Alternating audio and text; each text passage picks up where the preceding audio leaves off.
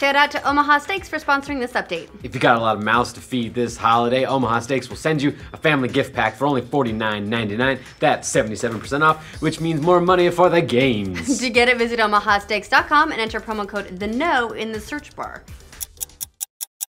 Hoo-yah! Welcome to The Know. I'm Ashley Jenkins. I'm John Reisinger. Guess which game was the best seller in the US last month? No Man's Sky. No. Ah. What went wrong? No, God, no. It was Pokemon Sun and Moon. Duh. So, sorry, first-person shooters with aliens, and also first-person shooters set in World War I, and also first-person shooters with giant robots. You're all good, but Not everyone enough. loves Pokemon. Not good enough. Yep, so Pokemon Go must have really gotten people excited about the franchise again because the 7th generation of the monster battling game topped the charts, according to the NPD group. Well, if you count them together, so that's 2 games. Which everyone does. Yeah. That's the same thing, just almost. Call of Duty Infinite Warfare was number 1. If you split Sun and Moon into 2 separate games, they rank 3rd and 4th, respectively. That's still good. That's a lot. Others on the list were no surprise. Battlefield was in between Call of Duty and the 2 Pokemons. Titanfall 2 came in 5th, then NBA 2K17 and Madden NFL 17 followed those up. So despite Pokemon's triumph, though, there was still a 19% year-on-year decline in U.S. software sales compared to November 2015. The decline can be fully attributed to the top 3 selling games, which combined sold 43% less than the top 3 games from last November, NPD's Sam Nagy said. That's bad. That's a pretty big drop. Big difference. It's important to note, though, that NPD doesn't make proper sales charts public, and the list is organized by revenue, not copies sold. But considering that Pokemon Sun and Moon are 3DS games that retail for less than Infinite Warfare, actually, the games cost half what the Legacy Edition of Call of Duty hit at. That fact might make Pokemon's accomplishment even more impressive.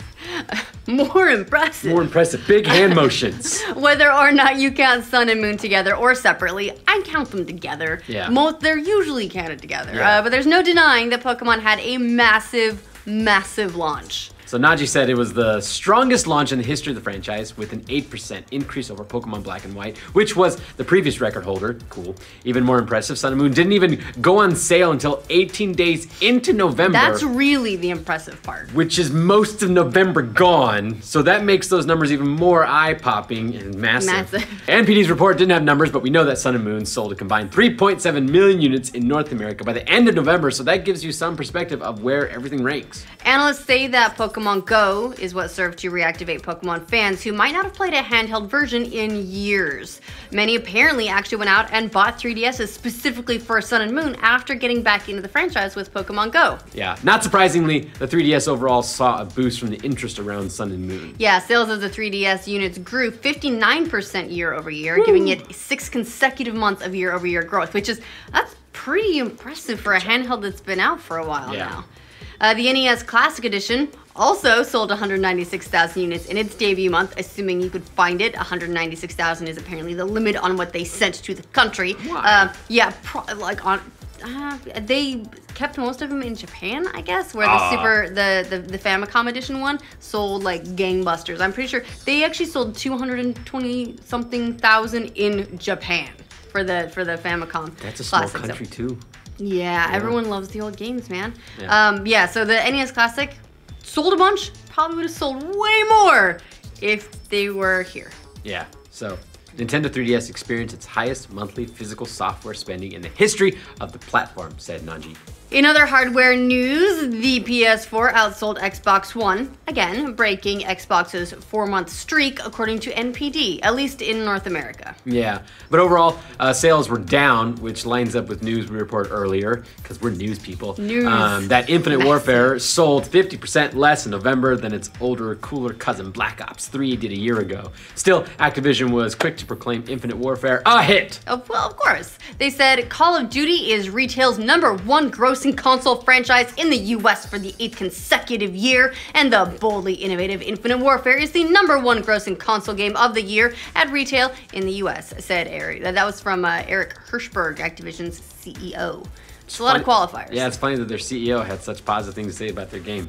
Well, I mean, who saw that coming? That's his job. Yeah. Look, it's not exactly a secret that Infinite Warfare has underperformed analyst expectations and no doubt Activision expectations, but it's still Call of Duty. So even bad for Call of Duty is a ton of copies. Yep. It's kind of like American Idol. Even when it's a down season, millions of people still watch. American Idol did get canceled. It finally did. Right? Yeah. Okay. So maybe not the best example because Call of Duty's still going strong.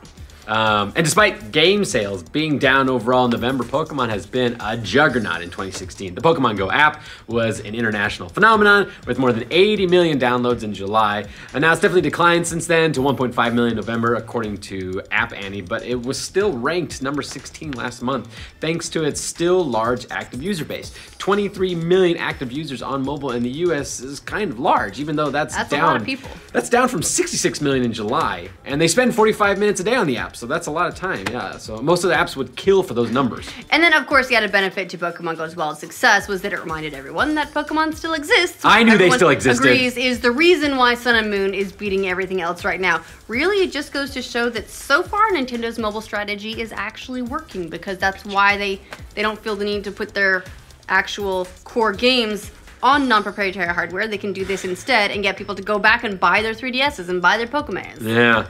Those Pokemans. It also doesn't hurt that Pokemon Sun and Moon are some of the best reviewed games in the franchise. Both have scores of 87 on Metacritic, and the games have won praise for streamlining familiar elements while adding fresh touches, like replacing the gym battles with the new series of trials. I like the trials. So who knows, the Super Mario Run app, which released yesterday, it's already expected to be hugely popular. The hope both from Nintendo, and this is the massive expectation that it could be good news for the Nintendo Switch when it comes out in a few months. Drive hardware sales and then sales of Mario games on that console. Because people forget that Mario exists all the time. Yeah, no one's ever heard of that guy. Actually, I was driving down the street and I was stopped, I think, for a light. There's one of those like handmade signs off the side, and it was like Mario buys homes. Because Mario's like, wow, he's getting into real estate speculation. The franchise is going exciting places. Knowing Nintendo's use of Mario in every goddamn game possible, I would not be surprised if they were like, it's Mario retail. Gus, is that an off-topic beer, Gus? It is. Nice, all right. Did you drunkenly wander into our newscast? No, Gus is doing another story with me. Okay. All right, so. Yeah, that's the one. You got the picture. That's the one. That's the sign. We'll put it in the thing. Yeah, we will. So, back to what we were talking about. What do you guys think of Pokemon topping Call of Duty? Let us know in the comments. And for all the latest on Pokemon, Call of Duty, and then sometimes we report on other games too. We once or twice reported on something called No Man's Sky. Make sure you like this video and subscribe to the know. Thanks to Omaha Steaks for sponsoring this update. The holidays are all about food and family. And food. And food. Mostly food. Who cares about the family? Get the food. Which is why Omaha Steaks will send you a family gift pack for $49.99. That's 77% off the regular price. It's so much food. Yep. The pack includes a ton of stuff from 2 filet mignons, 2 top sirloins, 2 boneless pork chops, 4 boneless chicken breasts, a package of meatballs, 4 kielbasa sausages, 4 Omaha Steaks and burgers, 4 potatoes au gratin, 4 caramel apple tartlets, seasonings, plus why not an extra 4 kielbasa sausages for free? I like saying kielbasa. Kielbasa. Well, I know that like kielbasa is a sausage, but not everyone knows that. Kielbasa. So it's a type of sausage. Yeah. That's a lot of food for $50. You should get it. Just visit omahasteaks.com and use promo code THEKNOW, it's all one word, in the search bar to bring up the deal.